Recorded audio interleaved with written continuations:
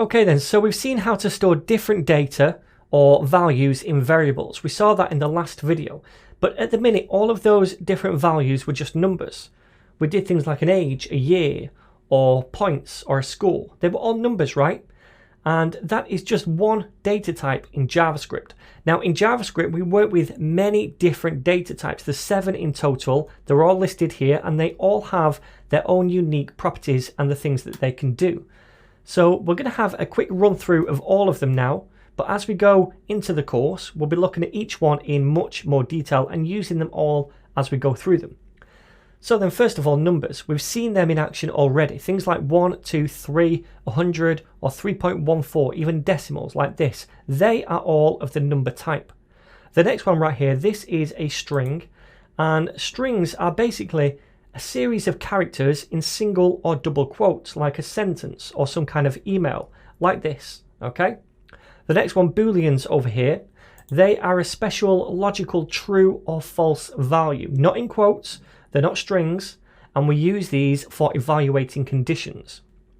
Now this next one, null over here, this is a way that we can explicitly say that a variable has no value. So we could create a variable, but set it equal to null to say that that variable doesn't have a real value yet.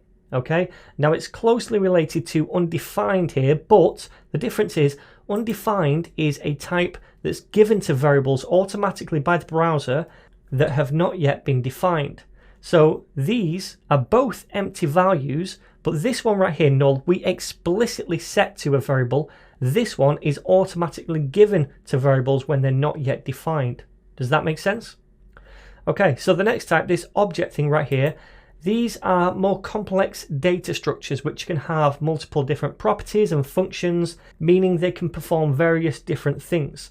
Now, a lot of JavaScript is based around using objects, and there are many different object types or types of objects built into the language which we can use out of the box. There's a whole subset of built-in object types like arrays, dates, object literals. In fact, you might hear the saying everything in JavaScript is an object, which is a huge simplification, but it stems from a source of truth. But don't worry about that now. There will be a whole chapter on objects later on in the course, and we will look at all the different types of objects we can use in JavaScript as well. Things like arrays and dates and object literals, okay? And finally, symbols. They are a new addition to the JavaScript language, which are closely linked to objects too, so we're going to discuss them more later in the course rather than now. So, for the rest of this chapter, we're going to be looking at these different types of data. Strings, numbers, null, undefined, and booleans. We'll also have a quick look at arrays, which fall under the object type down here. It's a type of object with its own unique properties, but we use them all the time in JavaScript, and they're quite simple to learn, which is why I'm covering them in this chapter. Now, a variable, which we've already seen, can hold any data type, be it a string, a number, null, boolean, an object, etc.